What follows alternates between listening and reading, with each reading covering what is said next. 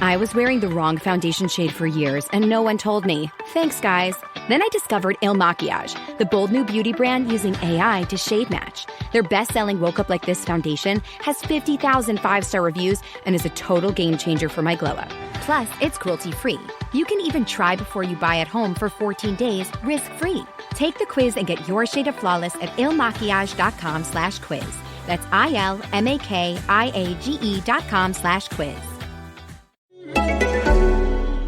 Hello, I'm Milena, a community manager of the Unmistakable Creative Listeners Tribe at Mighty Networks. Every month in our group, we're tackling different monthly themes. But for the April, because of the coronavirus pandemic, every topic that would be useful otherwise seemed completely irrelevant.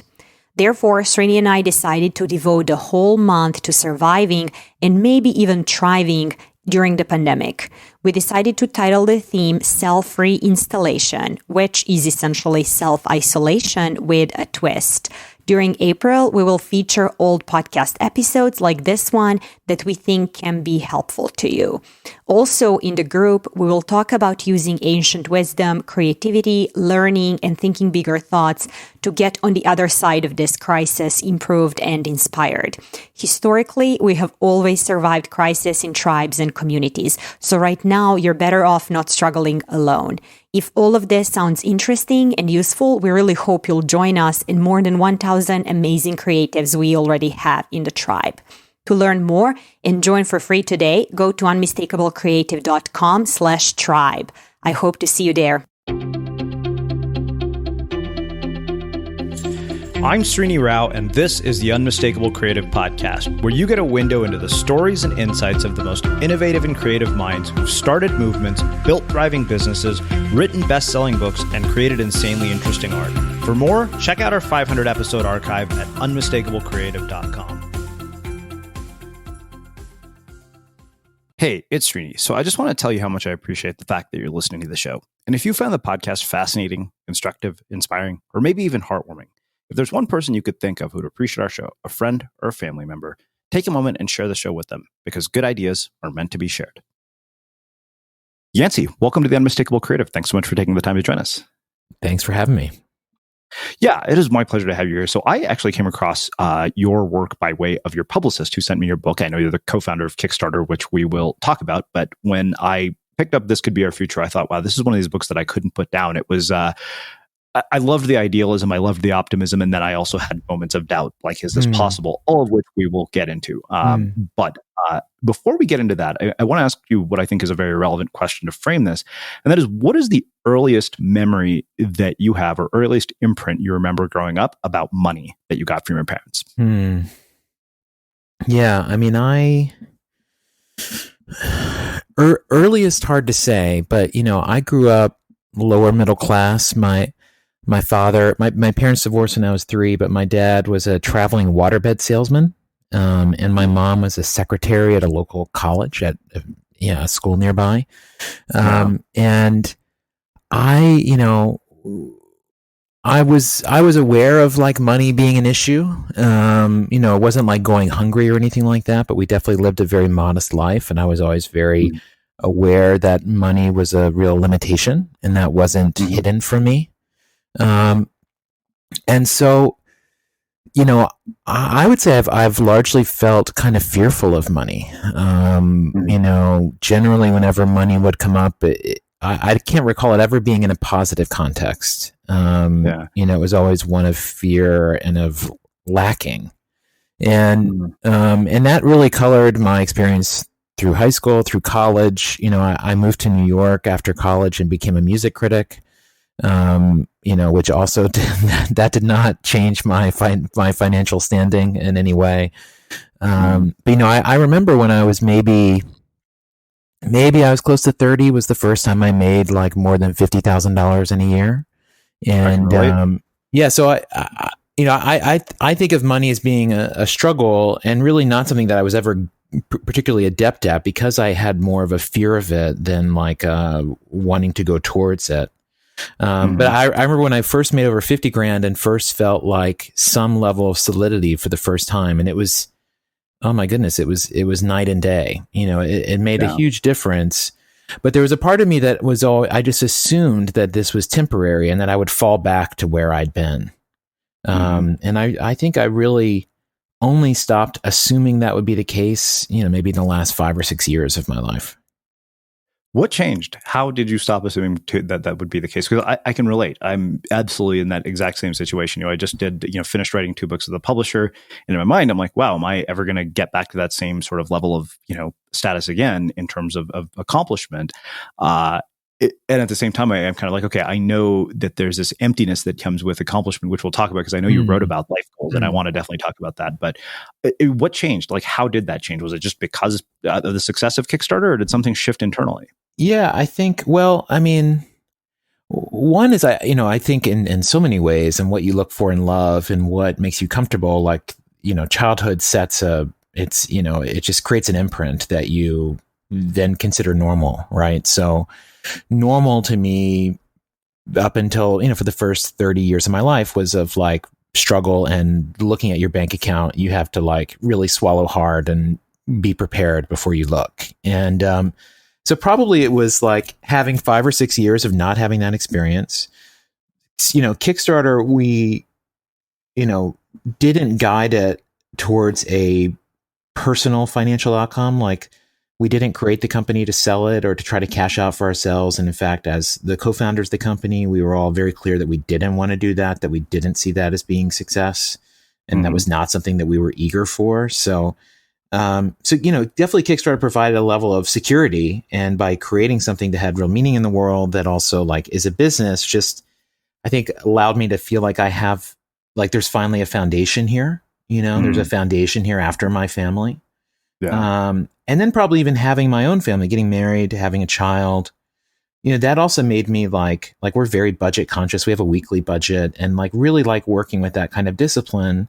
Because now I feel, now that I'm not just having to think about myself, I've forced myself to become responsible. I forced myself to do the things I didn't want to do, and have to create tools and structures to help me do that, because I know on my own, part of me is still like the little boy that just hates when anyone brings up money, because I just know it's going to lead to a stressful outcome. Mm-hmm. I can relate. I feel like I've had relationships end because of my money situation. I've had, tension with other people because of my money situation. It's one of those things that I just felt was, it's a strange thing, in the world we live in. And I think to me, like I said, it's a really relevant question given the subject matter of the book. But, one thing I wonder is that your narrative here is kind of an anomaly in the world of technology startups, where, investors throw down money and the expectation is, okay, this money is going to produce some sort of return. I know this because we just raised a round of venture funding. In my mind, I thought, all right, there's one thing I'm thinking about here is how do I make sure I get them a positive return on this investment? And that, that makes me nervous too. Yeah. But you guys are an anomaly in that you kind of have basically gone against the grain when it comes to this narrative. Yeah. And well, when I guess it's like you signed a post-dated check when you took that money, right? Yeah. And you know it, but you don't really know it, and you won't feel what the reality of that is. The expectations set for the financial backing of whatever your project is, the expectations those set will ultimately kind of make every decision for you for the foreseeable future. You won't know that. And there'll still be a question of how, like, what is the path to get to this outcome?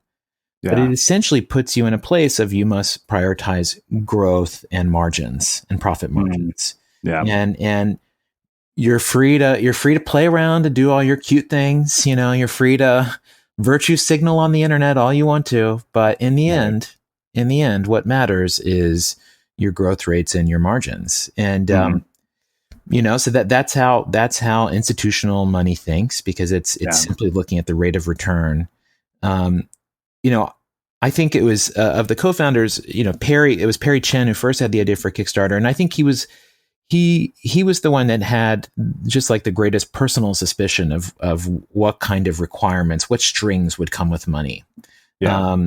For Charles and I, or also co-founders of Kickstarter, we both came from like music backgrounds and just aren't people that are geared that way. Weren't looking for those outcomes. I'm like, I loved Fugazi and things like that in high school. So to me, like being punk rock and never selling out is just like, something that I was taught in a very deep way. And so, but the kind of the beauty of Kickstarter, one of the many beauties of it, but is that, we didn't raise a lot of money. The site was funded with not a lot of money, and the site was profitable early on because we really focused on that. We didn't grow too much. We didn't try to let growth drive further growth. Where you get locked in these loops that you have to fulfill. Right. Instead, it was like work. Yeah, exactly. And instead, we were in a position where we just always had maximum optionality. We could do what we wanted. We were in control of our destiny, and we just thought that is the situation that will let us make the best decision, the most often. Now, that doesn't mean you always do, and there's ways that pressure from investors can be helpful, but when the only acceptable outcome of a project is a financial outcome for somebody else. I don't know. To me, that sparks a lot of like existential questions that really lower my drive to do something in that area. And so Kickstarter, works a different way. Well, I'll tell you, I mean, part of my thought process was, okay, look, this was one of those things where we were kind of like, okay, we're going month to month, and every like little thing is a make or break moment where it's just terrifying. We're not able to think longer term about this. And I think that was the one thing. It kind of, you mentioned peace of mind. I think it gave me the peace of mind to know that, okay, you know what? I can make longer term decisions now because the lifeline has been extended significantly. You have a bigger runway. So that's one way I think about it. But I totally get where you're coming from, because I it's like a strange paradox, right? At the same time, I still have to deal with exactly what you're talking about. Well, it's I'm sure there's a story that you tell yourself, and is true to some significant degree, that like, hey, the Unmistakable Creative Podcast being the single biggest media platform in the world would be a great thing for the world. And so like that, signing up to that as my goal is not just for me, it's for everybody. Think of all the ways people will be more empathic and, more thoughtful, etc. Like that's a story that we could tell. And it's a nice story. The reality is probably doing that means like, you're maybe compromising things that you didn't think that you would have to compromise on. Oh yeah.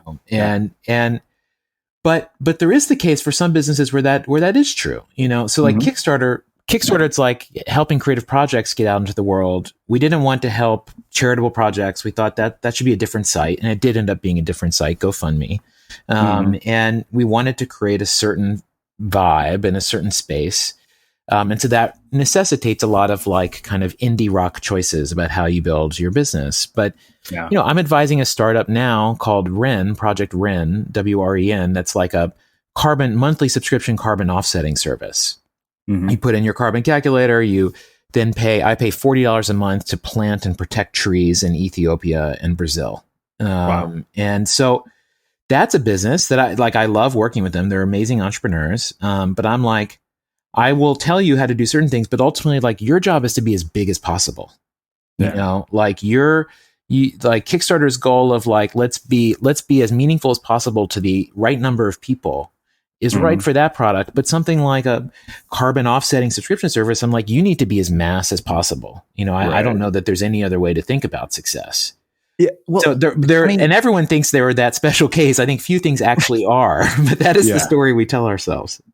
Well, I love that because, it's something that, I think a lot about. And one of the commitments I always made is I said, I will never make a guest choice based on what I think that person would do for our downloads. Like I've turned down people who are extremely well known that everybody listening has heard of, mainly because I just didn't feel they were aligned with our values.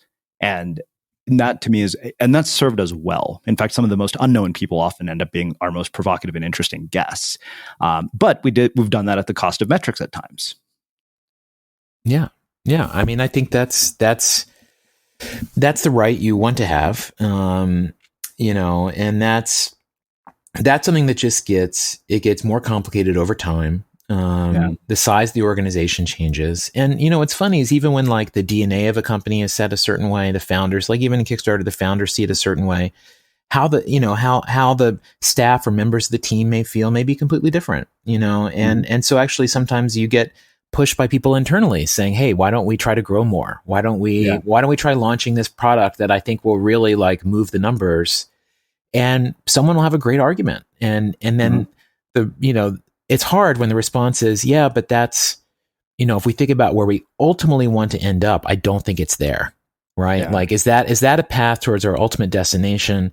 Or is that something that's going to possibly take us away from that? If it's the latter, then no matter how good the idea is, we shouldn't do it, because, you earn trust and you build a brand through that long-term predictability of just making the same decisions day after day. And on a daily basis, it feels completely not rewarding. It feels not rewarding. Mm-hmm. It feels like you're losing, because every day you're seeing, press releases of companies and other people doing new things. And you're like, oh man, what are we doing? What's the new thing?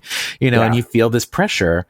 But really, it's like doing the same thing over a long period of time. It becomes meaningful the longer you do it. It's quite strange. It's quite strange. Yeah, I mean, I can relate. We've been at this for 10 years. So one of the things that I want to talk about is music. You've alluded to it a couple of different times during our conversation. And I think that, I want to talk about that and briefly about projects on Kickstarter and then get into the content of the book. But what influence did music end up having on the choices that you made after your time in music? Like what did you take away from that you've applied going forward?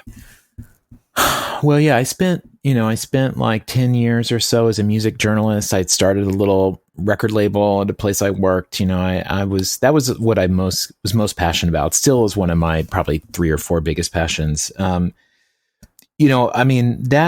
definitely informed how I thought about Kickstarter, where, I was working in the digital music industry in like the early 2000s. So at that time, the crisis was Napster, and like, no one's going to pay for music anymore. And, which was an important conversation. But what I just kept thinking about was like, well, nobody's thinking about like how this music gets made in the first place. Like for where's the artist getting money to make the thing? And what if it's not going to be a hit? And like, everyone was just sort of imagining that there's this natural steady state flow of great music that was just automatically going to happen. It was just a matter of like how much they could sell of it and where. And to me, it just felt it was like a businessman's way of thinking about the music industry rather than a musician's way of thinking about it. So, it just led me to have an even just more and more of alignment with artists, with musicians. And, as a critic, that's a funny thing to have, because it's often an antagonistic relationship. You're as a critic, you're like using the musician as a platform to show how smart you are. Often that's like many of my reviews ultimately boiled down to that, like very not glorious goal. But the other thing I took from music is that when I went full time into Kickstarter, I had real mixed feelings about it, because music had defined me. Being a musician, being a writer had defined me. And I really worried about becoming, in my mind, just a businessman. And like, that felt like a real sellout. That felt like losing a part of myself. And I just didn't know, I don't know. I was like more nervous about that than really seems in any way reasonable or appropriate. But you know what? I found that like 3 months after I'd stopped working in music and was like working on Kickstarter, I was intellectually stimulated, but also ended up loving music way more than ever before. I spent like the whole year after I stopped being a critic, I only listened to this Fleetwood Mac record, Tusk, which is a great record, but I like only listened to that for a year, because in the past, my job was to write about whatever the new thing is and to get out the first review. And so you're just churning through stuff at such a crazy rate to where nothing is meaningful. Like none of the music is meaningful. And so then like this ultimate rebellion of I get to just go away and spend time with kind of a maligned record from the 70s for a year and just go deep with something that had no cultural meaning except as like a work of music. And that put me on a great path with music again. I mean, I play music every day. I listen to it all the time. It's like I don't listen to a lot of podcasts because I think that I need to save that time for music, because like that's like my spirituality. It's funny. I don't listen to a lot of podcasts, and I host one. So. Podcasts are the internet for your ears. That's like, I'm like, sometimes I just need to go away from that. So we know a lot of you have been listening to us for years, and it means the world to us. What we do here at the Unmistakable Creative wouldn't be possible without the support of our listeners. If the podcast has been valuable to you, one of the best ways you can support us is to subscribe to Unmistakable Creative Prime, which gives you access to transcripts, all of our courses, monthly coaching calls, live chats with our guests, and an incredible community of creatives. And it costs less than you spend on a cup of coffee every month. For the school teachers and people in our education system, Prime is completely free to help you with this transition to teaching online. We've packed it with a ton of value and actionable content, and we hope you'll check it out. Just go to unmistakablecreative.com/prime to learn more. Again, that's unmistakablecreative.com/prime.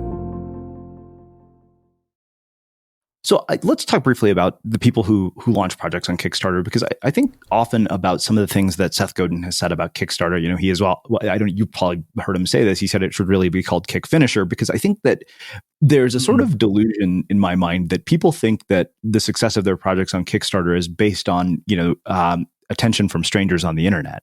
And yet, if you look at the people, at least, in the circles that I've run in and the guests that I've had, almost all of them had an existing audience that helped to fuel their Kickstarter projects.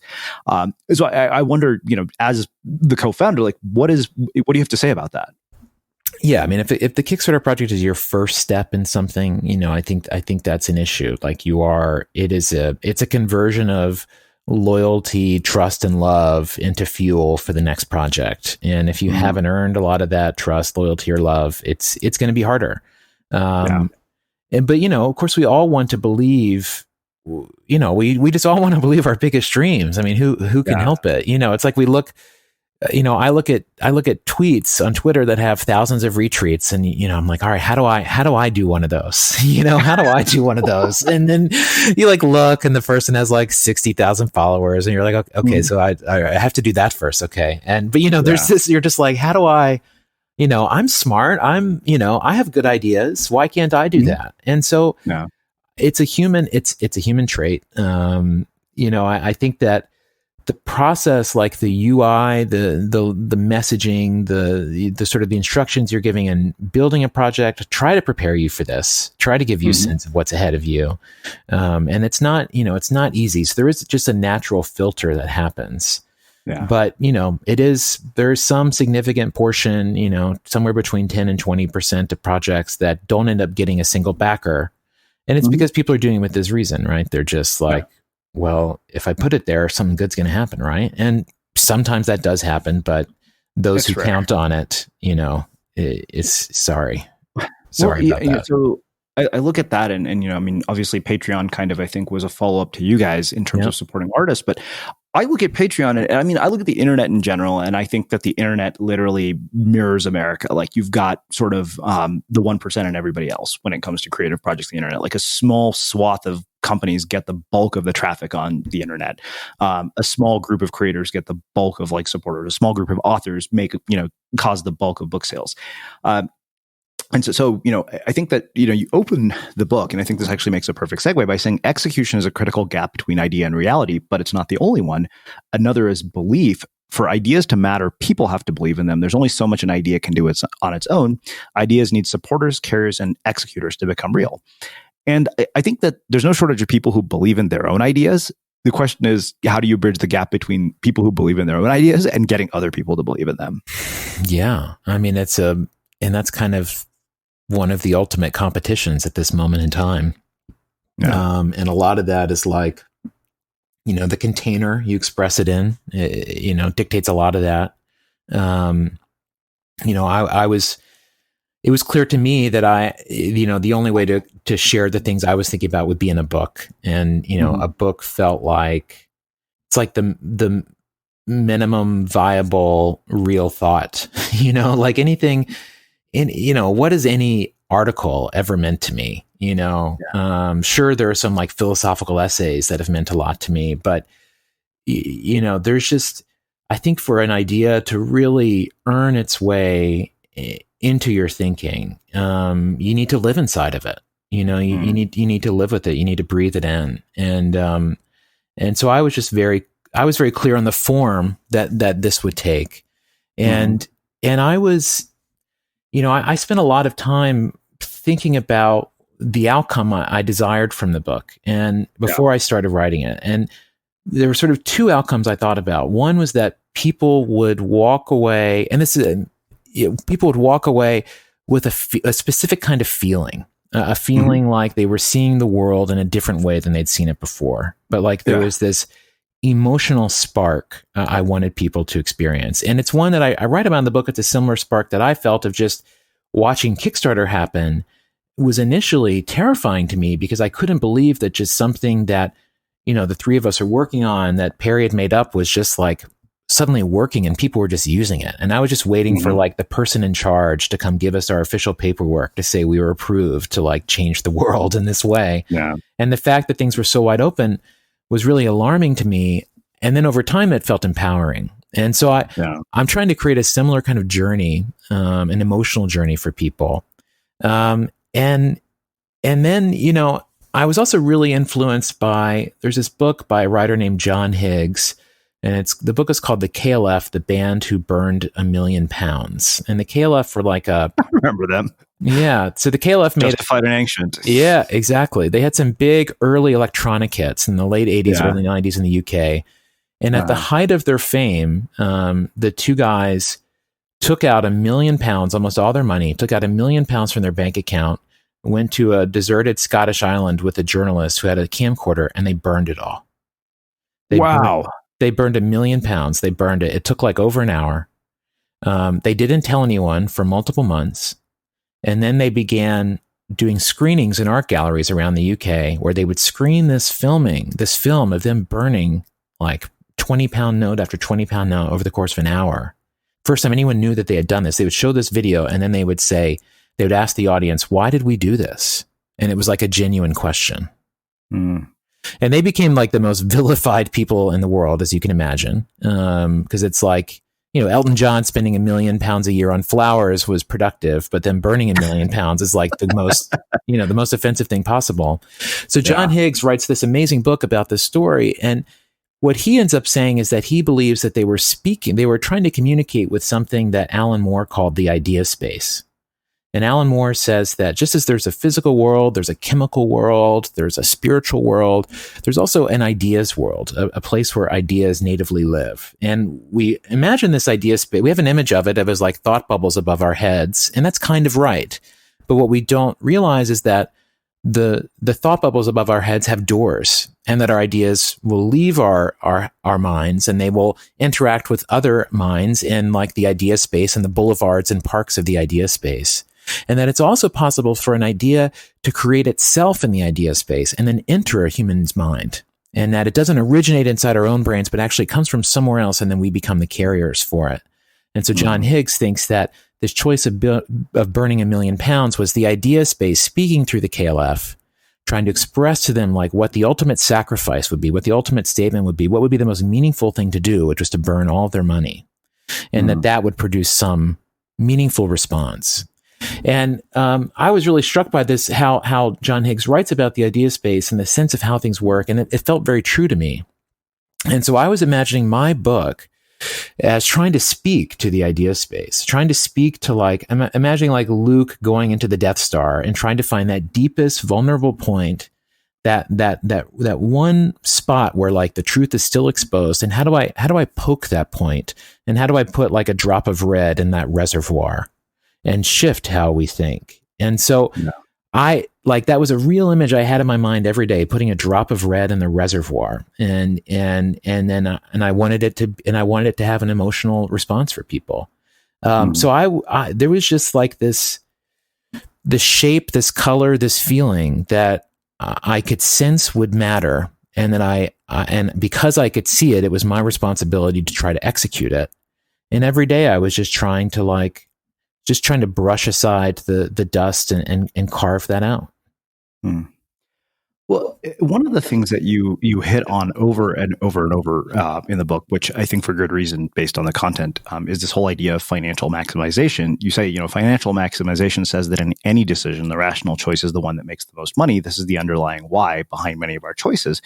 And you also say that it's a never-ending search for costs to cut and value to extract. Even in periods of success, its only move is to downsize people and redistribute money to shareholders. There's no vision for anything else. And you really go, I think, deeper into this idea in this whole chapter about the mullet economy, in which you talk about the maximizing class, the end of raises, competition, layoffs. So one, could you expand on that for us? And then, in the context of the fact that we're literally on the eve of another election, how do you think about it, from that standpoint, from a political standpoint? Yeah.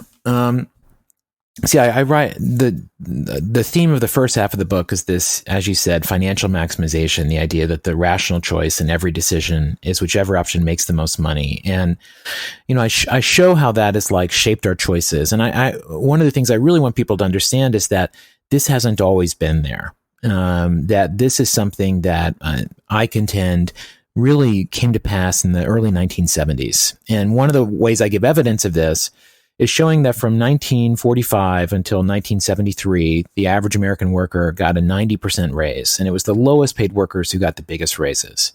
And then starting in 1973, the way that companies began to operate really changed. And we can see this, one of the most striking places is in worker pay, where adjusted for inflation since 1973, the average American worker has gotten a 10% raise. So it's like a 90% raise up until 1973. And then there's this record scratch moment where people stop getting raises. And if you look at it, the productivity of the American worker has continued to increase. So it wasn't like they were doing less.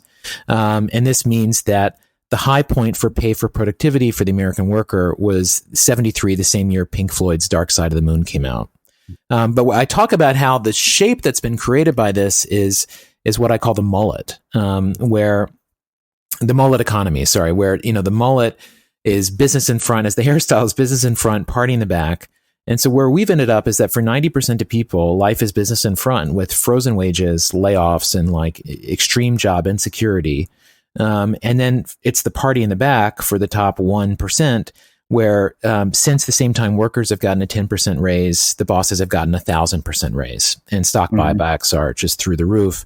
So what's crazy is you say, well, if this is true, if workers have only gotten a 10% raise since 1973, then how can that possibly be true? Look at the world around us. Look at how much more money is floating around. How could this be the case? And this is where you see the shift in strategy, because in the past, companies would give people raises. They would redistribute wealth to workers who helped make it. And then what changed in 1970 was the invention of something called the credit card. Up until the 1960s, there was zero credit card debt in the United States. But once people stopped getting raises, credit cards started filling that gap. And there's a chart I show where you lay over credit card debt over the stagnant wages for American workers over the last 50 years. And the credit card debt perfectly makes up this gap. Right now there's $1 trillion in outstanding credit card debt in America. So for the people on top, they realized that it was far more profitable to make people borrow their raises and pay interest on them than it would be to pay them. And this level of thinking is what's driven everything. This is why everything's become financialized, why student loan debt is so high, because college is 19 times more expensive than it used to be. There's just all these choices that we look at and just don't make sense to us as a human being, as a citizen. It doesn't make sense to us. And so, I believe the perspective that it does make sense by is if we consider the fact that every choice is being made according to this one criteria of the what is the highest financial outcome. I think that's changeable. I think that's very changeable. Well, I guess I think of it in terms of, the reason I asked the question about sort of politics and an election is because, we've been watching Trevor Noah, and people apparently like Wall Street is shitting bricks over Elizabeth Warren, constantly. And Jamie Dimon, the CEO of Citibank, was just like, oh, she's vilifying billionaires. And it was just an interesting perspective. But I wonder, you mentioned student loan debt, so I didn't want to get out of this without talking to you about that because, I have a student loan debt that I remember we had Andrew Yang here, and I feel like this is like an insurmountable mountain. Like it's just not going to happen unless I get really rich. Like that's, the honest truth. Yeah. And I asked him, am I alone here? He said, no. He said, it's you and millions of people in the exact same situation. He said that he thought that his student loans, he felt like were so big that he felt like he had a mistress at another family because that's how big the checks were for law school. So I wonder, I used to joke that I was like, I wonder if we could Kickstarter like the end of student loan debt. Yeah. But then you have this sort of paradox at play of self-interest. Like people, unfortunately, are, driven by so much self-interest, as we've seen from the people who are at the top. Like, why is it that we have this sort of self-interest driven way of doing things and we're not like I said, I think the way that you wrote this book, like I thought, wow, this is a very utopian and idealistic view of the world, which I love. And then part of me has the doubts that I do based on the questions that I just asked. Yeah, well, I think that the political structure is a big reason why financial maximization has just so effectively run the show. There's been a lot of changes in regulation. Just the way our society has been governed has really shifted hard in the favor of like the 0.1%. So I think that, hearts and minds can change, but there has to be a political component of this change as well. I noticed just a couple of weeks ago, it was the person who was working for Betsy DeVos in the Department of Education who was responsible for taking in student loan payments. He quit the Trump administration and said that instead proposed that all student loans should be wiped away and that everyone who has paid their student loans back before should get a tax credit up to $50,000 to account for the debt they've repaid in the past. Yeah. And so this coming from a Republican leader is meaningful. The fact that he had to quit his job, where it was his job to do this, to say this, is frightening. But there's the saying about how only Nixon could go to China. Like there's this kind of like, if you pursue policies that are too in line with your ideological beliefs, it's difficult. It's harder to achieve. But if you're doing it sort of across party lines, it's weirdly more possible. So I think the wiping away student debt, that might happen. I mean, Bernie Elizabeth Warren really put that on the table, and there's not a good argument for it. Now, there is a counter proposal in the House of Representatives when the Republicans had control, which is about mandatory garnishment of wages for people's student loans, which is just insanity. But yeah, I mean, this is to me, this is an example of how just the order of our society really doesn't work and really produces an outcome I can't imagine anyone really desires unless you are one of those student loan companies or you own their stock. But yet that is the only criteria through which we're making these choices. I remember watching this documentary with this Matt Damon documentary. I don't remember what it was called. It was about the financial crisis, and it was one of the CEOs was like one of the lenders of these students. It was either Fannie Mae Inside Job. Inside Job. It was called. Inside Job, and I was like, this guy took a $90 million bonus when they took $1 billion loss. I'm like, fuck that guy. I'll pay my minimum payment. That was my attitude. Yeah. Forgive my vulgarity, but that's just kind of the way I felt about it. I don't think I'm alone in feeling that. Yeah. Yeah. But I mean, this is you get, we just get so protectionist. We get so protectionist over what we have. There's a human nature part of it. Even though that money is meaningless to that person, really it's meaningless. It's a proxy for self-esteem. It's that important because they are so unhappy in other ways. I feel like there's a line in Sapiens where Yuval Harari says that like we thought we tamed wheat, but wheat tamed us. Well, rich people think they've tamed capital, but capital has enslaved them. The idea that the only choices that are possible are ones that produce a return that beats the S&P index is crazy. But for the wealthiest people in the world, that yes, they live lives of luxury. Yes, they have all these things, but all their choices fundamentally come down to like a math problem. And, when I've been like doing book stuff over the last few weeks, I found myself in rooms with more wealthy and powerful people than I'm used to. And I'm seizing those opportunities to talk about this. And the big thing I keep trying to ask people is, can you imagine a world in which investing financial value to create non-financial value is like a rational thing to do? If you spend money, you're not going to get a financial return, but say you're going to get a return in terms of awareness or future sustainability or, the planet going through less harm or the social cohesiveness of human beings being greater. Could I make a case to you that spending money on that is like a highly profitable thing to do? And I get looks of real confusion. And to me, it feels like there's a synapse missing because it's like talking to very smart people who are, very well educated, but you propose this idea of let's use financial capital to create non-financial capital. And I want to make the case to you that that's actually the single best thing we could do, because at the same time, these people are talking about how there's trillions of dollars sitting out of the markets because super wealthy people, there aren't enough places to make enough money off with them that it's worth spending it. Meanwhile, the world burns. Yeah. Meanwhile, the world burns, and we wonder why. Right. And so we've been trapped by this notion that the only use of financial value is to create more financial value. So the only human activities that are allowed to move forward are ones that have a high probability of producing a minimum of a maximum financial outcome. Upwork has the world's largest network of independent professionals. Let me just close this real quick. So if you need a back-end developer, a UI designer, or a project manager for 6 days or 6 months, Upwork is how. Hey, I was from booked at noon. I'm just wrapping up here. Upwork professionals have the flexibility and capability to work from anywhere. Yeah, it's 12:01. Okay, it's all yours.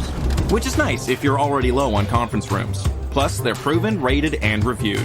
When you need in-demand talent on demand, Upwork is how. So I don't know about you, but vacuuming is not one of those things that I ever look forward to doing. But as you know, your environment has a huge impact on your creativity. So I still like it to be clean wherever I'm living and working. But now it doesn't have to be something that you deal with. If you're like me and you grew up in the 80s, you probably fantasized about the day when cleaning your house would be like it was for the Jetsons, meaning you don't have to lift a finger. Well, the good news is that we're already kind of living in that future. And the easiest way to make sure your floors are clean every day is with the iRobot Roomba Robot Vacuum.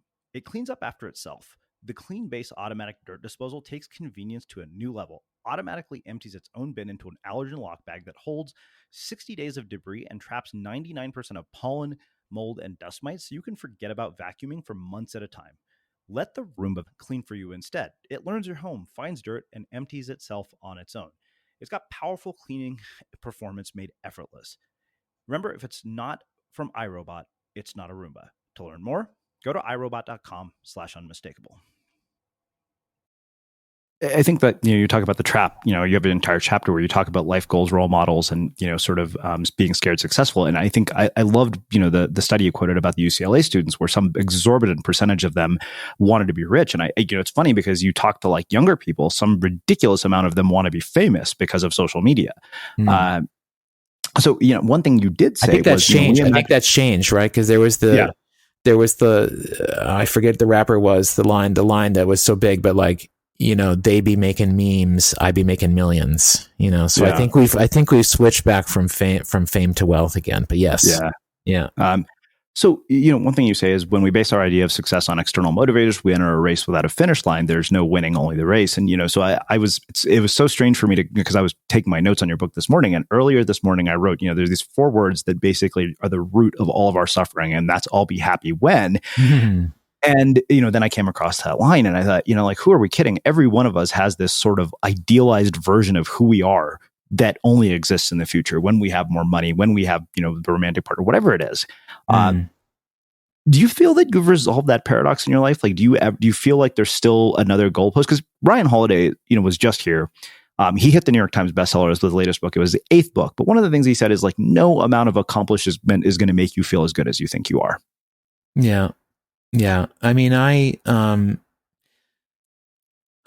think on the macro level, I think I feel good about where I am. I have a family that I feel very in tune with, and like I'm devoting my time to like intellectual things. And that is like, I don't know. It's luxurious. It's most connected to my truest self. It's, so like on the macro level, I mean, pretty amazing. The 2 years since leaving Kickstarter, pretty amazing. Not easy, but amazing. On a minute to minute level, all over the place. I'm all over the place. It's like, this is my first book, and I don't even want to say how many times a day or a week I like look at my Amazon rating, right? And I had a day last week where I'd like many amazing things were happening. I was in Portugal, being a part of a really great event, and I was really excited about it. And that morning, I like looked at my Amazon rating, which was okay, and then then of course. In the lead up to the book, I start to look at who are people that have books coming out around the same time as me, and then you form your cohort. And so, of course, after I felt good about my book, then I had to go and look at like the 3 other books that I think of as like in the same vein as me. And Simon Sinek, I'm guessing. And they were all doing better, and they were all doing better. And so like literally I'm like walking to this thing and I'm just feeling terrible about myself. And I'm just like this. I mean, I felt it in a lead up to the book too, right? You spend months like pitching op-eds everywhere. And the New York Times had expressed interest in an op-ed and they invited me to write it. And I wrote it, and then I didn't hear anything for 3 weeks. And then they said no. And honestly, if I had had the choice to pull the plug on the book at that moment, like there's a part of me that would have done it, because I just thought I'm already a failure. Well, I can relate. It's funny because I wrote an entire book where this was the primary message of the book. It was called An Audience of One, Reclaiming Creativity for Its Own Sake. I should send it to you because I have, I wrote about this, like the Amazon things. I almost never look at my Amazon rankings anymore because I'm like, this is a recipe for insanity, as you've just learned. And yeah, I totally relate to that. It's one of those things that I think is extremely hard to do, particularly because it's not like you do this thing and think, oh, you know what, I don't care whether it reaches a lot of people, but it's, there's always somebody who I think is ahead. Well, I had to reach. Simon Sinek's book is not one of the books. I wouldn't even dream of competing with Simon, but his book is great. His book is great on this idea of the infinite game. Finite and infinite games is quite good. I mean, my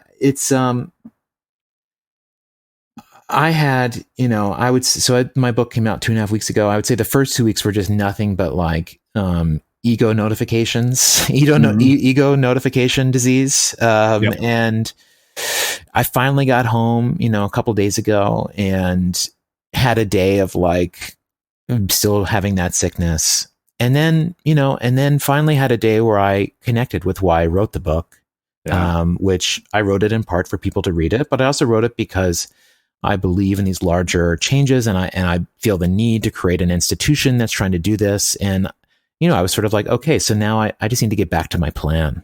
I need to get back to my plan. And like the book is part of the plan, but it's not the whole thing. And I'm like talking to people, I'm trying to do the things so that people can really hear this. And I really have to live like the bentoist ideals that my book promotes and really try to balance this now me, this now me that makes me identify with, like I saw the other day, the day before the impeachment trial started, Donald Trump tweeted like 82 times in a day, which works out to about every 15 minutes. So I think that process was probably he tweets, then he spends 15 minutes looking at the notifications of like what people said in response. And then he tweets, he starts it again every 15 minutes.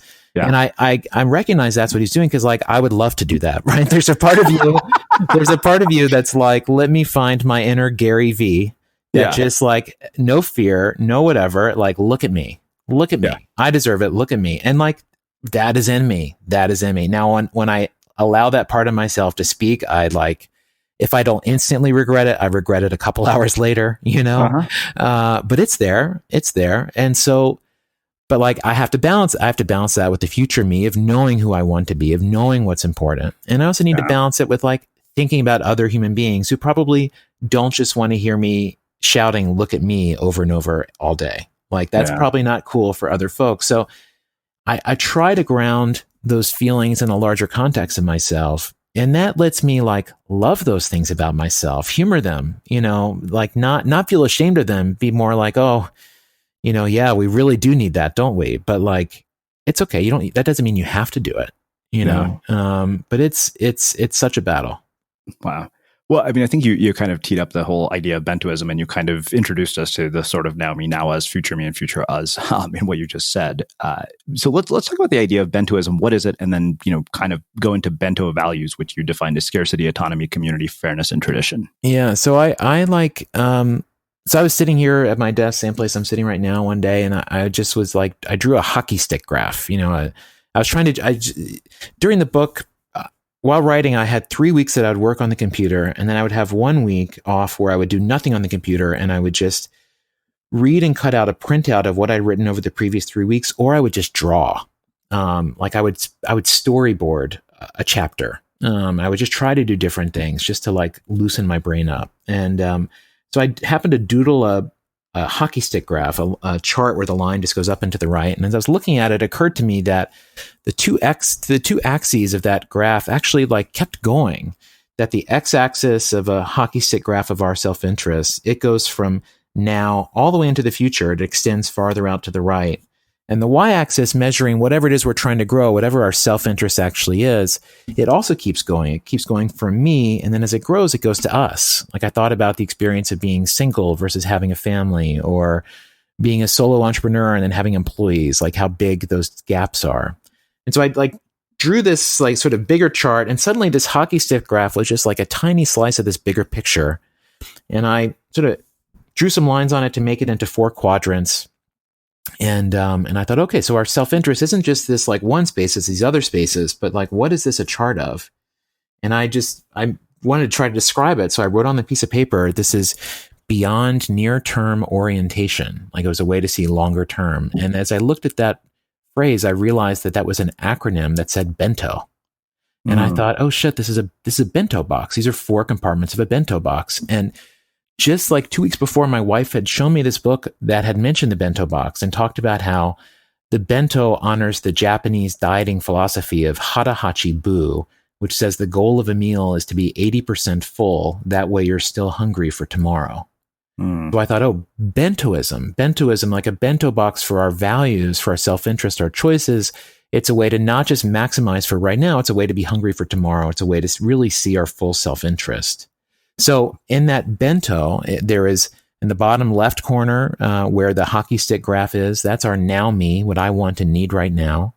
And the bottom right corner of the bento is future me, the older, wiser version of ourselves that we want to become, the person that lives the obituary we hope we deserve to have.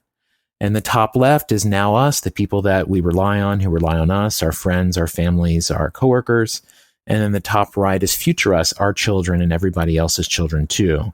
So the book argues that every choice we make impacts all of these spaces. It's not just about now me.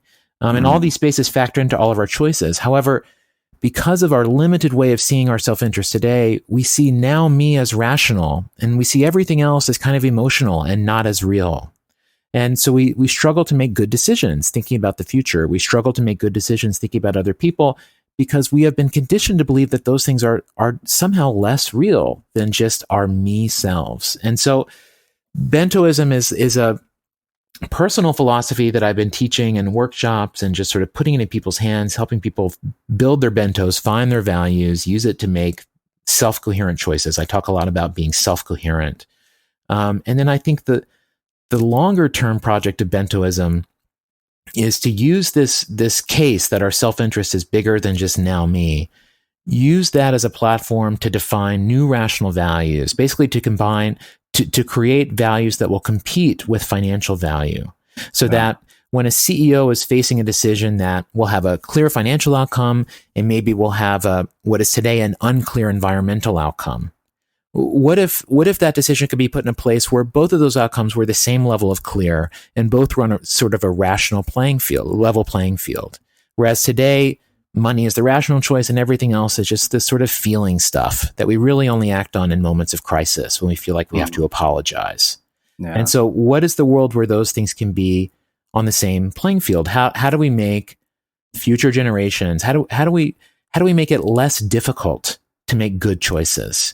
And so I think that's a process that takes a long time. I think that's like a decades-long process that involves a lot of research and working with organizations, like really feeling the real-world implications of this.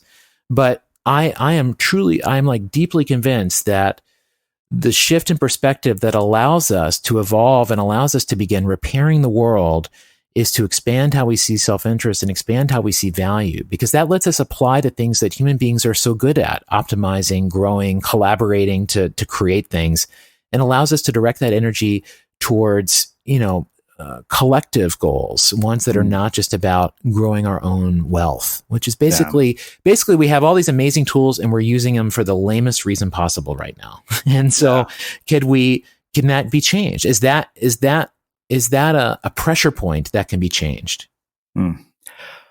Yeah. So I wonder, you'd mentioned earlier, like you've gotten to talk to a lot of very wealthy people.